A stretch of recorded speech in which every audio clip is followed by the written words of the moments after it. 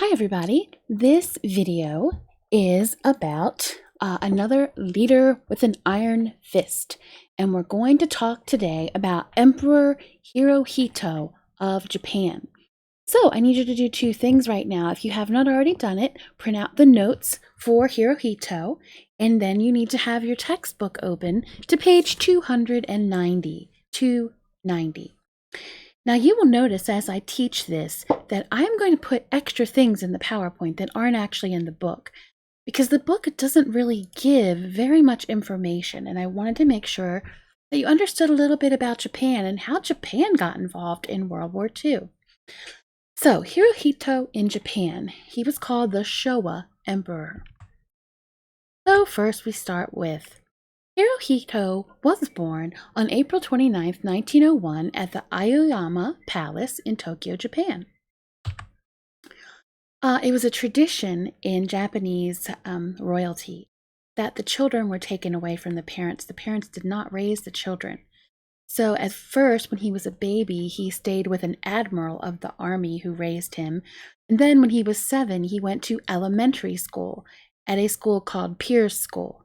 It was in a very exclusive private elementary school. There were only 12 boys in his class, carefully chosen for him to associate with. He went to that elementary school until he was 13. And then from the age 13 to 20, he went to a special institute that was set up to train future emperors. When he was 15, he became the crown prince of Japan because at that time his father became the emperor. He's the first crown prince who ever traveled outside of Japan and studied and traveled abroad and met leaders from other countries. So up here, I actually found a picture of little boy Hirohito. So right here is little Hirohito. He's probably 2 or 3 years old right here. Down here is the Piers School as it would have looked at the time that Hirohito attended. The Showa Emperor. Hirohito became the Emperor of Japan at age 25, and he is wearing the traditional garb of the Emperor in this picture. This is his coronation to become the Emperor. He was given the title Showa, which means enlightened peace. Now, in Japan at this time, their emperors were considered gods. It was just like God to the citizens. They weren't allowed to look at him, they weren't allowed to touch him, and they were to reverence him just like he was God himself. Hirohito as a man was thoughtful. He was kind of shy and reserved. He really enjoyed studying science. He had a group of strong advisors, mostly military advisors, and those advisors made most of the decisions. Hirohito did not make all of the decisions. He took a lot of advice from his advisors. Usually they made the decisions and he hardly ever objected to what they wanted to do, as we will see. And it is unknown, historians aren't sure, did Hirohito really want to be part of World War II or not? He allowed his military leaders to start war with the United States, but it is unknown whether he really was enthusiastic about the idea of going to war. Imperialism and Japan's entry into World War II. So first, we need to think a little bit about what we've already learned about the other dictators, the leaders with iron fists. We learned about Hitler and that Hitler took over other countries that he felt were inferior to himself so that he could have more land and more resources for Germany. We saw that Mussolini in Italy did the same thing, moving into Ethiopia, taking over land and resources. Well, Japan is doing the same thing. In the 1930s, just like in America, Japan has a Great Depression, and it is a very, very challenging time for them. So the military leaders see this as an opportunity to get more power. So they start telling the citizens, listen, you're living like people in the West. And when they said that, they meant living like people in the Western Hemisphere, like Europeans, like Americans, like Germans, like French. And living like that as having Western values is causing a lot of problems.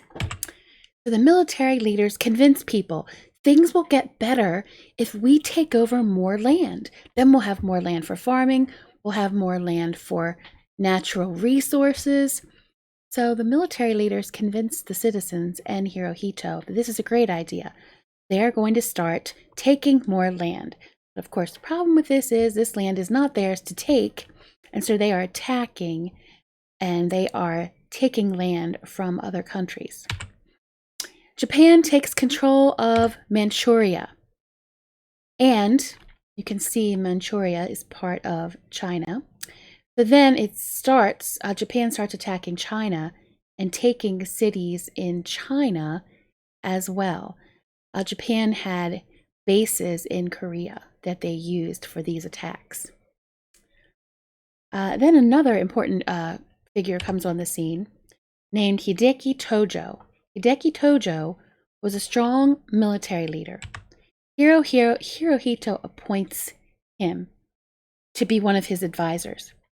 And then Hirohito becomes the Prime Minister of Japan in 1941, after Japan attacked Pearl Harbor. Hirohito is one of the main people who convinced, Tojo was one of the main people who convinced Hirohito to attack Pearl Harbor, to attack the United States. He thought this was a good idea. So the United States has been looking at Japan, and they had been worried about Japan for a while. The reason they've been so worried about Japan is because Japan is expanding and taking over territory from other countries. Here on this side, the map, the brown map, shows territory before Pearl Harbor. And it shows that there's Manchuria, parts of China that Japan has taken over. And Japan is also looking at the Dutch West Indies, British Malaya, the Philippines, and they are trying to expand into other territories. The United States is particularly concerned because they believe that Japan is going to try to attack and take the Philippines, and the United States is correct. That is what they're going to do. So Japan and the United States have had a lot of tension. So Tojo decides, you know what? We're just going to attack them, and we're going to go to war. Over here, you see this map of Japanese expansion. So I wanted to show you by 1942, once we have gone to war with Japan, you will see that Japan has indeed taken the Philippines. We will get it back by the end of the war, but they took the Philippines. Took all of the Dutch East Indies, French Indochina, Burma, Malaya. These are both British territories they've taken, Thailand. So Japan has expanded their territories, and this is one of the reasons why they want to go to war with the United States. So the United States can't stop them from taking the territory that they want to grow their country. And then the final blow before Pearl Harbor. On September 27, 1940, the Axis powers are formed. Germany, Italy, and Japan become allies. And they sign what's called the Tripartite Pact. And this pact says, we will help each other. We will provide mutual assistance if any country gets attacked by a nation not already involved in the war. And of course, they're really referring to the United States. So now Germany, Italy, and Japan. This is Tojo, Mussolini, Hitler. Now they're all combined and they're all joined together in one evil alliance. Okay, I'm going to show you first a short video about Hirohito to give you a little more information, some pictures, just makes it a little easier to understand. Hirohito.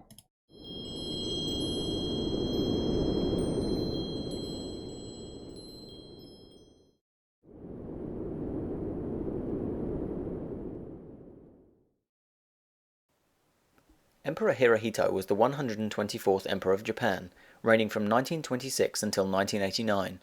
Hirohito was born in Tokyo in 1901 and was the eldest son of the Crown Prince Yoshihito. When Yoshihito's father died when Hirohito was just 11, Yoshihito became Emperor Taisho, and Hirohito was named the heir apparent. Hirohito attended school, and then attended a special institute for the Crown Prince until 1921, when he embarked on a 6-month tour of Europe, becoming the first member of the Japanese imperial family to travel abroad. Hirohito married Princess Nagako in 1924, and was made emperor in 1926 when his father died. Hirohito ascended to power during a difficult time in Japan. A financial crisis was deeply affecting the country. Hirohito's influence and power grew after Prime Minister Inukai Tsuyoshi was assassinated in 1936, and an attempted military coup was crushed under Hirohito's orders. Japan invaded Manchuria, a region in northeast China, in 1931, and then invaded parts of China in 1937. In 1940, under Hirohito's leadership, Japan formed the Axis powers under the Tripartite Pact with Nazi Germany and Fascist Italy, and prepared for war with the United States and Great Britain if diplomacy failed. Hirohito was an advocate for a peaceful resolution to the disagreements with the West, but slowly began to favour war, and chose hardline General Hideki Tojo to provide a policy review of recent conferences. Tojo, along with the chiefs of staff of the Navy and the Army, convinced Hirohito to opt for war, and eventually the Emperor gave the order for the execution of the simultaneous attacks on Pearl Harbor and the Philippines, as well as the invasion of Malaysia in 1941.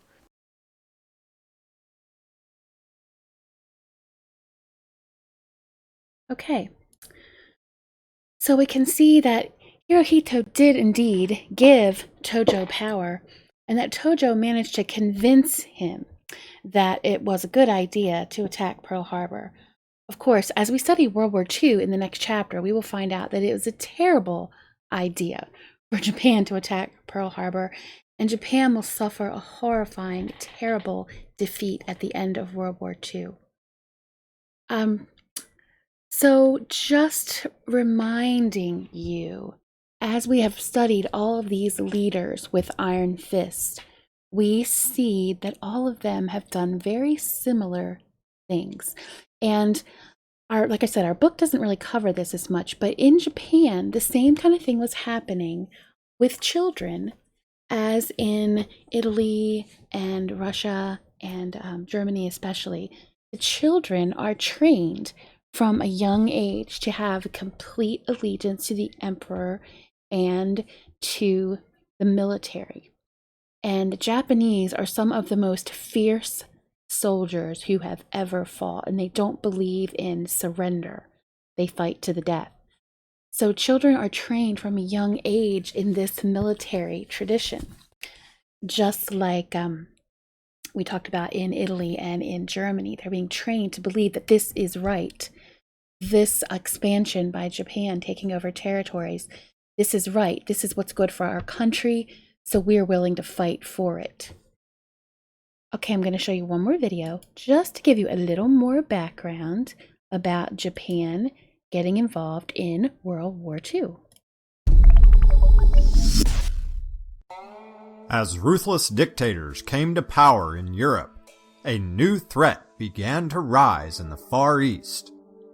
How and why did Japan emerge as a military power during the 1920s and 1930s?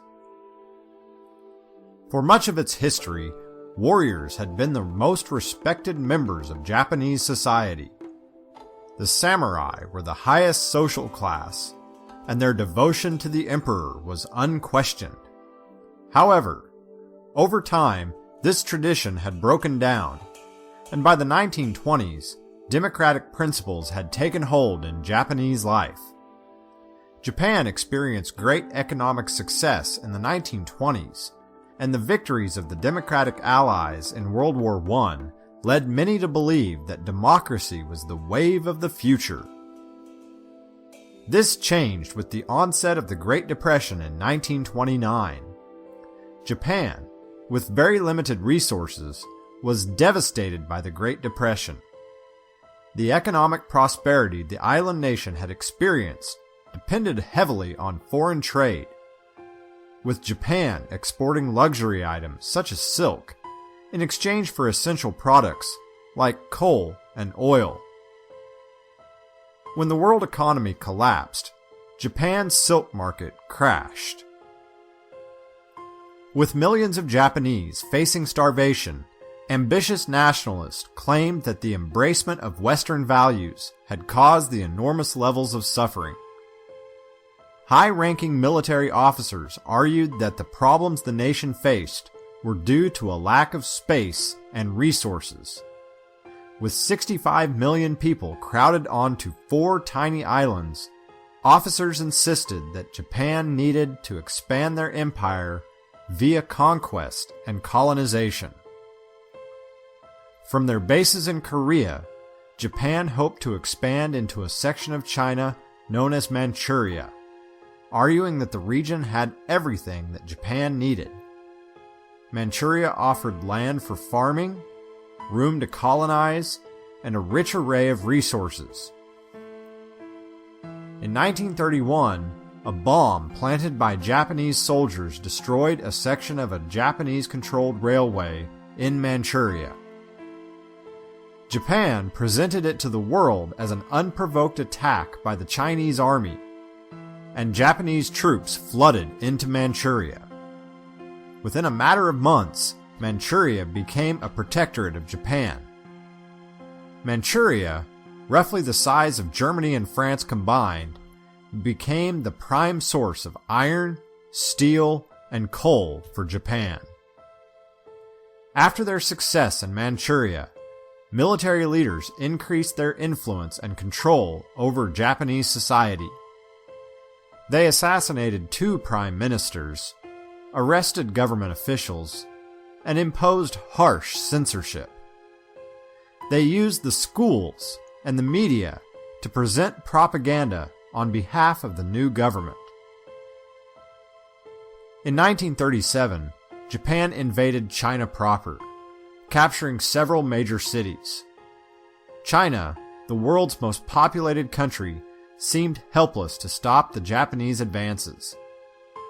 The League of Nations, aware of Japan's immense brutality in China, offered little support to Chinese requests for assistance.